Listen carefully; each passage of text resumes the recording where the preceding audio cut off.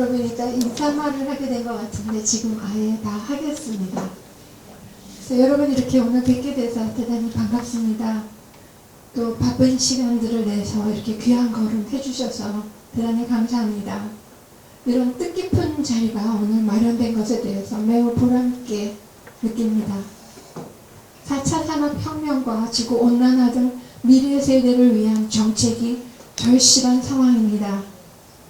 구호나 선언문은 넘쳐나지만 실질적이고 실용성이 있는 정책이 참으로 부족한 현실입니다. 우리 세대 약속 포럼은 이런 선언들을 어떻게 실효성 있는 정책으로 승화할지 많은 고민을 해왔습니다. 저는 오늘 이 자리가 이를 위한 작은 첫걸음이 되리라고 생각합니다. 오늘 토론회의 주제인 인구 변화에 따른 세대 간의 형평성은 세 가지의 정책적인 의미를 가진다고 생각합니다. 첫째는 저출산 고령화의 현실에 대한 선제적이고 장기적인 안목을 제시한다는 점. 둘째는 세대 간의 원심력을 극복하고 국민 통합의 한 축으로서 세대 간의 유대성을 높인다는 점. 셋째는 그 과정에서 공정함이 핵심적 윤리 기준으로 자리 잡아야 한다는 점입니다. 앞으로도 이런 좋은 정책 연구로 저희 포럼이 더욱 발전되기를 기원합니다. 감사합니다. 대한민국의 정치 또는 미래에 대해서 어떤 많은 시사점과 통찰력을 짚어주셨다고 봅니다. 우선 그러고요. 그 다음에 이런 거에 대해서 제가 이야기하기는 그렇고 우리 석학이신 강동원 교수님이 잠깐 의견을 말씀드리겠습니다. 예, 반갑습니다. 저는 국립한국복지대학교 사회복지학과에서 복지정책을 가르치고 있습니다. 학교에 다닌 한 20년 정도 되고요. 현재 지금 저희 학교가 잘 안 알려져 있는데 지금 평택에 있습니다. 여기서 한 20분 거리에 있고 지금 곧 이제 그 옆에 환경대학교하고 통합을 앞두고 있습니다. 그래서 그때 제가 그 통합추진위원장을 하면서 이제 환경대학교 임태희 총장님하고 같이 통합을 추진해서 아마 올 내안에 그 교육부로부터 좋은 결과가 나오지 않을까 생각을 하고요. 이제 그렇게 되면 저희가 이제 경기도의 그 거점 국립대라고 이렇게 할 그런 비전을 가지고 있습니다. 그렇게 되면 저희가 경기도의 각종 사회적 문제 해결하고 경기도의 성장에 이제 크게 기여할 걸로 생각합니다. 저희 학교가 너무 안 알려져서 저희 지금 소개도 지금 사회통합연구센터장 돼 있는데 이거는 학교 안에 그 작은 연구소고요. 네, 제가 소속되어 있는 거기입니다. 예. 국립한국복지대학교. 예, 저도 사실은 경제학 박사이기도 하고 그 다음에 사회복지학 박사이기도 합니다. 그래서 늘 그 사회복지학 하는 사람들이 주장하는 그냥 무조건 나누자 이런 주장에 대해서는 저는 경제적 그 시각도 같이 가져야 된다고 생각을 하고 그래서 이제 오늘 서 교수님 발표하신 이런 지속 가능성 서스테이너빌리티에 대해서 깊은 공감을 가지고 있습니다. 예. 그런 뒷배경이 좀 있습니다. 있고 그다음에 오늘 그 발제해 주신 내용에 대해서는 저는 97% 정도 공감을 하고요. 거기에 대해서 특히 제언하시는 부분에 대해서는 저는 이견은 없습니다. 예. 근데 다만 이제 제가 약간 궁금했던 것 중심으로 몇 가지 말씀을 드리고자 합니다. 그래서 이제 여기 이제 서 교수님 말씀하신 것 중에 이제 왜 미래 세대인가, 이제 미래 세대를 위해서 우리가 하는 게 왜 중요한가에 대해서 이제 몇 가지 말씀을 해주셨는데, 대체로 이제 그 부분에 동의하지만, 이제 내용 중에 이제 과도한 복지 확대로 인한 국가 부채 증가로 인해서 미래 세대 복지 잠식 이렇게 되어 있는데, 그거는 이제 제가 이제 복지를 조금 이렇게 오래 공부한 입장에서 볼 때는 이제 약간 다른 측면도 있다. 지금 이제 저희가 전문가들 입장에서는 이제 현재 복지를 저부담, 저복지 이렇게 파악을 하고 있고요. 그래서 앞으로 나아가야 될 방향을 중부담, 중복지 이렇게 이제 비전을 갖고 있습니다. 그래서 아직 우리나라는 아까 서 교수님 말씀하신 노르웨이나 이런 북유럽의 그런 나라들하고는 비교하기 어렵습니다. 그래서 그런 나라들은 고부담 고복지입니다. 그 세금을 40% 내고 그 낸 세금의 많은 부분을 복지에 사용합니다. 그런데 우리는 지금 세율이 20, 30% 정도가 되고 그 다음에 그것도 국방, 교육, 뭐 치안, 복지 다 나눠서 씁니다. 그래서 현재 그 복지 수준은 좀 과다한 수준을 보기 어렵다. 특히 이제 우리 복지 지출의 그 총량은 그 OECD의 국가 평균에 비해서 좀 적습니다. 평균에 비해서 GDP에서 복지 지출이 차지하는 비중을 OECD 국가별로 비교를 해보면 아직 OECD 평균에는 못 미치는 그런 수준입니다. 그래서 이제 근데 저희도 제일 걱정인 게 아까 말씀하신 것처럼 이제 그 현재는 청년 5명이 노인 어르신 한 분을 부양하는 구조면 아까 교수님은 뭐 30년 뒤에 그 청년 한 명이 경제활동 인구 한 명이 노인 인구 1명을 부양한다 하시는데 잘못하면 저희 생각으로는 그 경제활동 인구 한 명이 이제 어르신 한 30명 한 5분 정도를 모셔야 되지 않을까. 이제 그런 제한까지도 올 수 있는 그런 로 저희는 좀 보고 있습니다. 예. 예, 그리고 나머지 부분들 많은 부분 공감하고, 그 다음에 이제 그 PPT 내용이 한 60장 됩니다. 상당히 많은 분량이신데 교수님 오늘 말씀 많이 하셔야 되는데 시간 관계상 많이 못 하셨는데, 그 중에 보면 이제 그 공무원연금 개혁도 이렇게 언급을 하셨는데, 맞습니다. 공무원연금도 개혁해야 되는데, 또 그거와 함께 그 국민연금도 개혁을 시급합니다. 왜냐하면 공무원연금이 공무원들 대상이긴데, 근데 대다수의 국민은 이제 국민연금에 가입되어 있지 않습니까?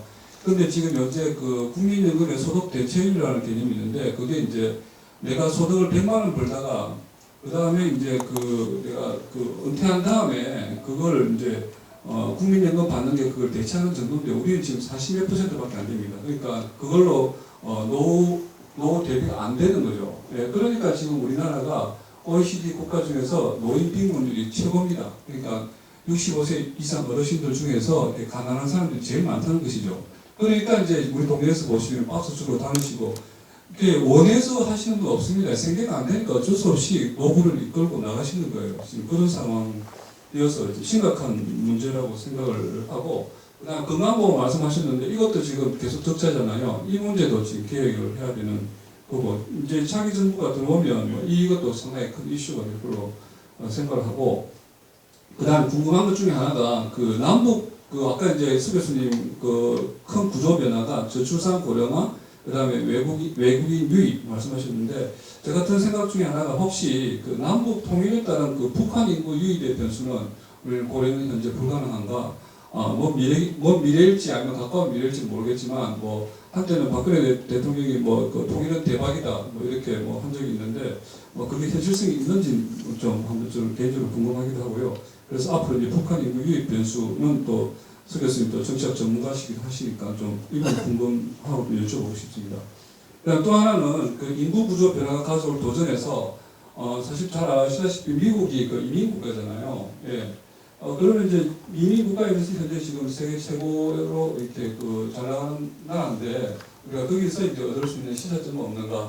그것도 한번 좀 이렇게 여쭤보고 싶고, 그 다음에 이제 요거는 또 부분이 국가 채무 증가 추이 관련해서 이제 아까 그래프로 잘 말씀해 주셨는데, 물론 증가한 건 맞는데, 근데 지금 현재 여당의 대선 후보 측면에서는 지금 여당에서는 재정 건전성이 매우 양호하다 이렇게 이제 언론을 통해서 이야기하는데, 그거에 대해서 혹시 이렇게 어떻게 생각하시는지. 제가 볼 때는 재정 건전성 상당히 안 좋은데, 그러니까 여당 쪽에서는 현재 그렇게 하고 있는데, 이 부분에 대해서도 이제 우리가 만약에 우리가 정권이 교체가 된다면, 이제 되려고 하면, 이제 이 지금 재정 건전성 악화 문제에 대해서 이제 윤석열 캠프에서도 지금 재정 건전성은 상당히 심각하다. 그래서 지금 기본소득을 통한 기본 시리즈를 통한 포퓰리즘은 상당히 위험하다.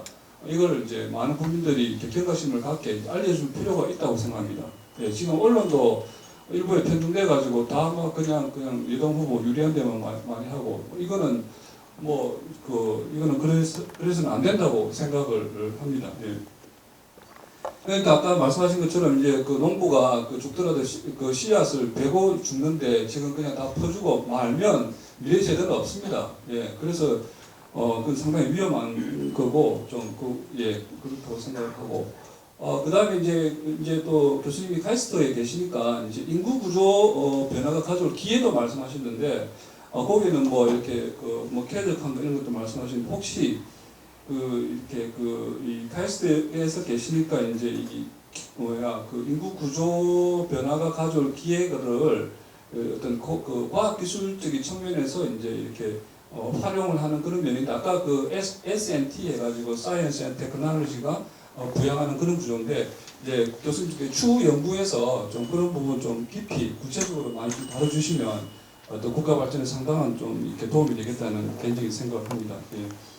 그 다음에 지금 특히 이제 그리고 이건 의문점인데요. 이제 이거 우리나라 인구 정책의 한계와 문제점 이거 하실 때 이제 이게 구조적 원인 중심의 진단과 처방 이거는 이제 약간 네거티브한 측면으로 말씀하셨는데 저희가 문제 살과하는 입장에서 볼 때 이제 어떤 문제를 해결할 때 원인을 구조적으로 먼저 분석하는 것이 먼저인데 이게 왜 구조적으로 원인 분석하는 것이 잘못되었는가 이거는 조금 의문이 있고요. 그다음 또 하나 그래서 이제 교수님 말씀하시기를 이제 사회 심리적으로 좀 접근할 필요가 있다 이래 말씀하셨는데 제가 이 의미가 무엇인지는 제가 잘 이해가 안 됩니다. 그래서 그거 한번 좀 간단하게 설명을 부탁드리고 그다음에 이제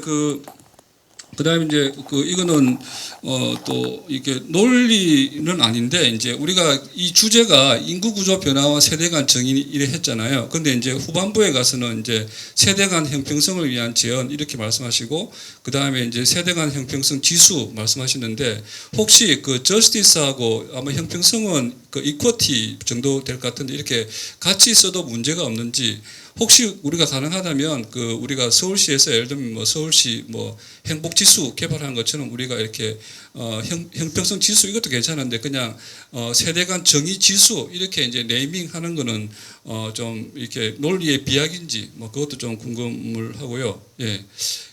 그다음에 이제 마지막으로 그리고 이제 이 지수 말 나왔으니까 혹시 우리나라에 이게 지수가 개발된 게 있습니까, 교수님? 아직 없습니까? 예, 상당히 좀 의미가 있을 것 같고 개발되면 뭐 행복지수도 개발할 수 있으니까 이거는 뭐 형평성 지수는 충분히 개발할 수 있을 걸로 이렇게 생각을 합니다. 그리고 마지막으로 이제 아까 이제 교수님께서 이제 이스라엘 사례, 그다음 스웨덴의 국부 펀드 뭐 이런 거 이제 말씀하시고 또 이렇게 미래 세대 기본법도 말씀하시는데 매우 이렇게 좋은 취지고 그래서 혹시 뭐 가능하다면 우리가 이제 차기 정부에서 이제 이렇게 미래부를 신설하는 방안 뭐 이것도 상당히 중요하다. 그냥 선언적으로만 할 게 아니고 이렇게 구체적인 정부 부처를 만들어서 미래 세대에서 고민하고 정책을 만들고 그렇게 가야지 이게 우리가 지속 가능한 대한민국을 하지 않을까 이렇게 생각을 합니다. 뭐 두서는 없지만 여기까지 하겠습니다. 예. 저는 윤승규라고 하고요. 동국대학교 법무행정대학원이 아니고 법무대학원에서 행정법무전공 주임교수로 있습니다. 그리고 원래 전공은 상법입니다. 상법인데 어떻게 행정법무전공 주임교수를 하고 있는데요. 저 원래 본업은 중소기업인입니다. 중소기업 현장에서 반도체 장비회사에서 한 10여 년 대표이사로 재직했고 중소기업 현장을 발로 뛴 중소기업인입니다.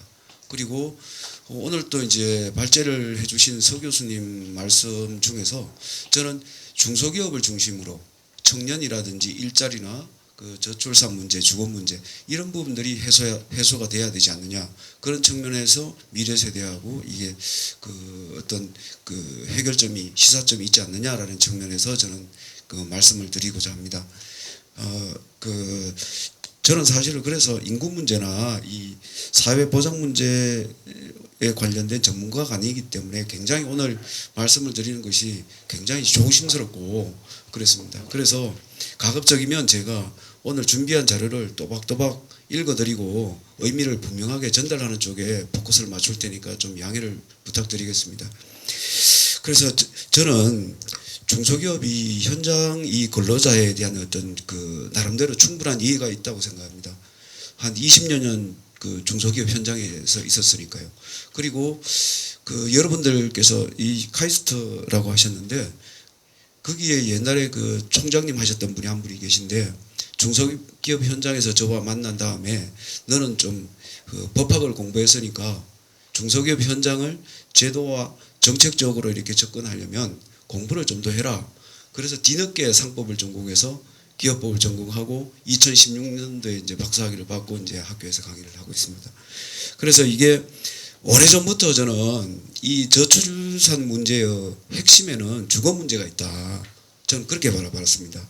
그리고 이 주거 문제를 해소하지 않고는 그 청년 문제라든지 또 일자리 문제, 중소기업 문제, 지방 균형 발전 문제는 절대로 해소할 수가 없다. 그래서 그 최근에 이거 저 순서를 좀 바꿔서 말씀드리는데요. 그 윤석열 총장님께서 그 원가주택, 중소기업 근로자나 뭐 이런 분들에게 대해서 원가주택 문제를 언급했을 때 저는 굉장히 열광했습니다. 굉장히 감사했고. 그런데 그런 부분들이 얼마나 실효적으로 정책으로 입안될 건가 이거에 대한 부분은 아직까지 많은 함의가 있을 거라고 생각합니다. 그리고 그런 부분에 있어서 우선 혜택 지원을 한다는 것에 대해서 굉장히 공감하고 또 이렇게 되면 저출산 문제라든지 이런 문제가 어떤 해결될 수 있는 실마리를 찾을 수 있을 거라고 생각합니다. 그래서 제가 중소기업 지원 방안 중에서 이 첫 번째가 이것인데요. 그리고 두 번째는 중소기업에서 한 10년 이상을 근무한 사람들은 이들에게 창업이라든지 이런 것들을 지원할 수 있도록 그런 어떤 방안들이 추진돼야 될 걸로 생각합니다. 이 참고 자료로 보면 이스라엘에 보면 그 히브리어 중에서 다부카라는 게 있습니다. 스펠링을 말씀드리면 DAVCA입니다. 이 히브리어인데 그러함에도 불구하고라는 뜻입니다. 그러니까 이 사람들이 실패를 하거나 한번 창업을 해서 실패를 하더라도 재기하는데 전 사회가 문화적으로 제도적으로 용인해 줄 수 있는 그런 제도가 확립되어 있다는 것입니다. 그래서 이런 부분들. 그 다음에 또 하나 제가 말씀드리고 싶은 거는 뭐냐면 중소기업 근로자에게 지금 그 지방에 내려가면 중소기업에 연구 인력이 없습니다. 특히 대학원에 가면 지방 그 대학원에 가면은 석박사 과정에 학생들이 없어요. 그러니까 중소기업이 연구 인력이나 기술 발전, 기술 혁신이 조만간 아마 이게 고갈될 것 같아요. 그래서 제가 생각한 게 뭐냐면 중소기업 근로자에게는 대기업과 임금 차액 부분을 국가가 지원하는 방법. 이게 굉장히 실효적일 수 있다라는 생각을 해봅니다. 그 다음에 서 교수님께서 말씀하신 미래세대위원회, 그 다음에 강 교수님께서 말씀하신 미래세대부 이런 기관을 통해서 좋은 사례로 생각하고 이런 부분을 통해서 박정희 대통령께서 옛날에 이런 부분을 했었습니다. 그 당시에는 굉장히 수출 진흥이 중요했기 때문에 수출 진흥 확대 회의를 출범시킨 후에 돌아가실 때까지 그걸 계속했습니다.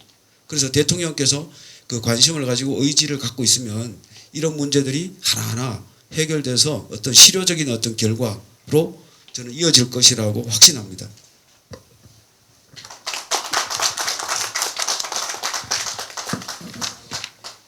예, 너무 날카로운 정확한 그 코멘트와 지적들을 해주셔서요.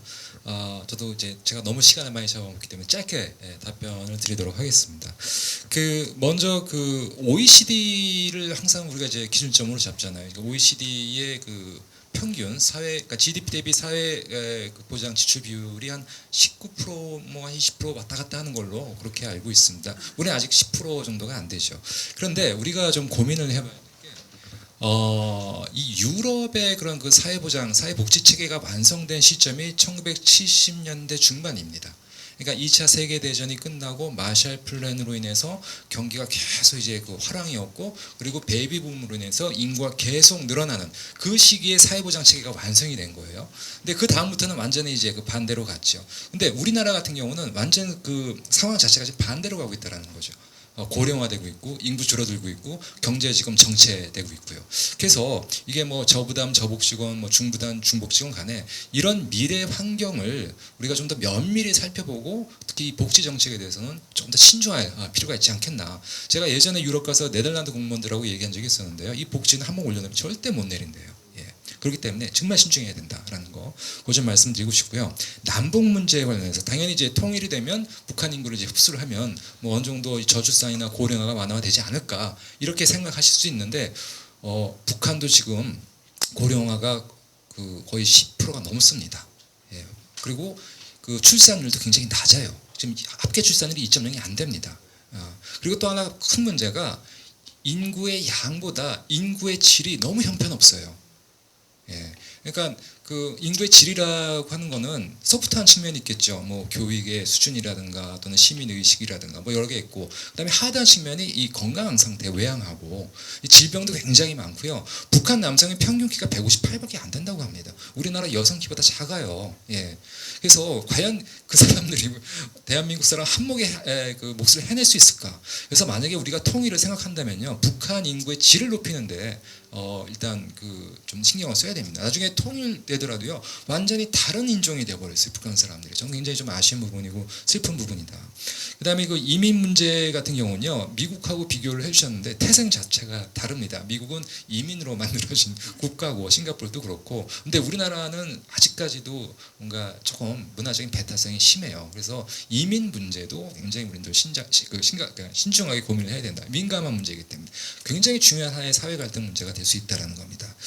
예, 그다음에 그 재정 건전성 관련해서 저는 뭐 파퓰리즘 진짜 조심해야 된다, 그 말씀드리고 싶고요. 그다음에 그 과학기술과 관련해서 고령화 문제 관련해서 저는 더 이상 고령화라는 말을 쓰고 싶지가 않아요. 그 대신 고령사회 대신 제가 주장하는 것은 장생사회입니다. 오래 사는 거, 건강하고 오래 사는 건 더 이상 고령이 아니죠. 장생이죠. 예, 그래서 그 측면에서 상당히 과학기술이 할 수 있는 것들이 많고 또 역할도 꽤 많을 것이다. 그런 얘기 말씀드릴 수 있을 것 같고요. 그다음에 아까 구조적인 문제 부분은요, 사실 출산율이 떨어지고 혼인을 안 하고 아이를 안 낳는 건요, 뭐 주택 문제도 있고 다양한 교육 문제도 있고 여러 문제가 있겠지만 이런 것들은 구조적 문제인데 우리 젊은 세대의 가치관이 변하고 있어요. 이 가치관 문제이기 때문에 이건 좀 구조와는 별개로 우리가 좀 다뤄서 접근을 해야 된다, 그런 부분이고요.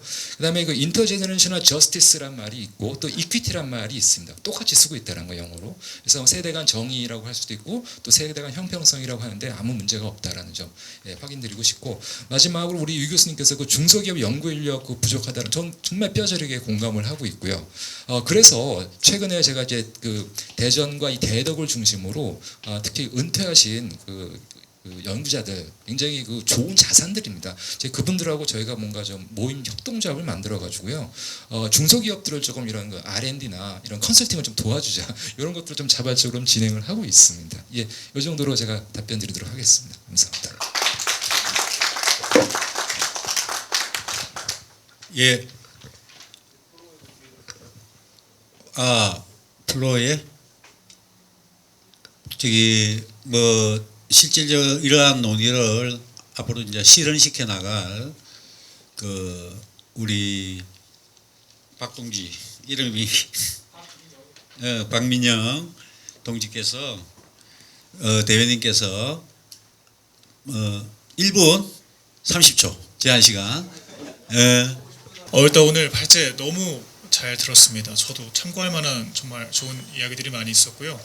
다만 제가 약간 의문이 들었던 건, 지금 미래 세대에 앞서 청년 세대들도 너무 먹고 살기가 힘들다. 그러니까 미래 세대를 얘기하기 앞서 지금 비경제활동 인구 중에 직업교육조차 안 받는 니트족이 22%고 3.4%가 소위 그 일본의 히키코모리라고 하죠. 온둔 청년이라고 그래서 이 사람들이 1인당 발생시키는 사회적 비용이 16억이라고 합니다. 그래서 현재 우리나라에만 한 40만 명 정도의 청년들이 은둔 청년이어서 한 500조 이상의 사회적 손실이 발생하고 있다고 하는데, 결국에는 지금 2030 세대의 삶의 질이 개선돼서 이 사람들이 결혼을 못하는 사람들에 대해서 삶의 질을 보장을 해줘야 결국엔 이 고령화 속도도 지연될 수 있다고 생각을 하거든요. 근데 지금 서울시 출산율이 0.6명인데 세종시는 1.2명입니다. 그러니까 가치관 변화로 안 낳는 것도 있지만 환경 때문에 못 낳는 것도 있다는 거죠. 그러니까 서울시보다 세종시처럼 워라밸이 안정적이고 이렇게 뭔가 주거 환경이 좋은 곳에선 분명히 애를 더 낳는다는 거예요. 그래서 지금 이 청년 문제를 먼저 우리가 주목을 해서 이 미래 세대 문제 앞서 지금 이 고령화를 지연시키고 조금 더 이 앞선 담론을 해결한 뒤에 그 미래 세대 문제들에 대해서 차근차근 논의해 나가는 게 조금 더 순서상 맞지 않을까, 이제 이런 생각이 들면서, 또 그 말씀하신 대안들에 대해서는 다들 너무 좋은 내용이어서 꼭 우리 정치에 장차 반영되었으면 좋겠다 그런 생각이 들었습니다. 네, 이상입니다. 이제 작은 출발을 시작한 것이니까 여러분 그렇게 이해하시고 오늘은 이 정도 마무리할 텐데요.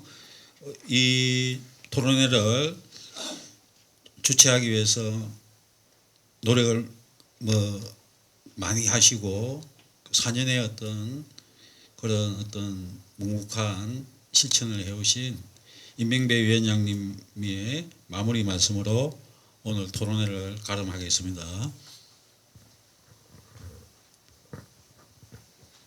네, 오늘 이 토론회 첫 열리는 건데요. 우리 창세기 보면 내 시작은 미약하으나 나중은 창대하리라 이런 얘기가 있습니다. 우리 시작은 이렇게 조촐하게 하지만 그 주제와 뜻은 아주 무겁고 장중합니다. 오늘 우리 그 서영석 교수님 정말 의미 있는 발제해 주셨고요. 또 슬라이드를 60장이나 만들어 가지고 오시고 너무나 감사하고 또 그만큼 우리가 의미 있게 받아들였습니다. 앞으로 우리가 현장에서 정책적 현장에서 이런 것들을 실현해낼 수 있기 위해서 더욱 노력하겠습니다. 발제 감사하고요. 또 토론해 주신 강동욱 교수님, 윤순규 교수님 너무 감사합니다. 그리고 우리 함께해 주신 우리 당원 동지 여러분께도 감사드리고요. 저희가 세대 약속 포럼이라고 이름을 지었습니다. 이 세대 약속이라는 것이 아까 그 다산 정약용 선생님이 말씀하신 농부는 굶어 죽는 한이 있더라도 종자는 베고 죽는다.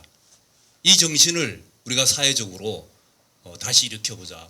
지금 경쟁이 각박하고 현 세대가 사는 거에 급급해서 현 세대도 어렵기 때문에 미래까지 생각할 수 없는 이런 문제들을 우리가 문화적으로 극복해야 된다.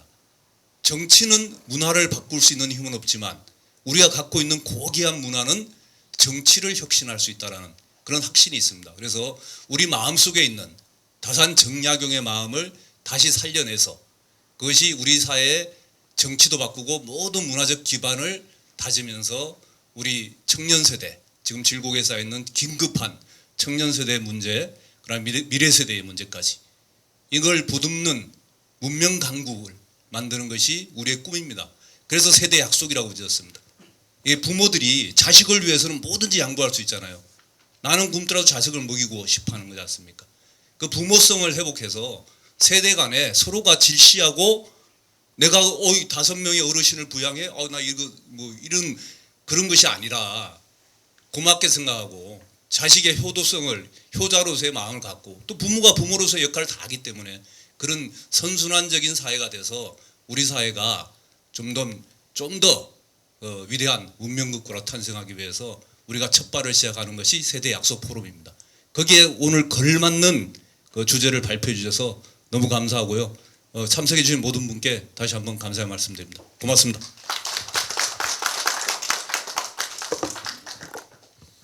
감사합니다. 다들 건강하십시오.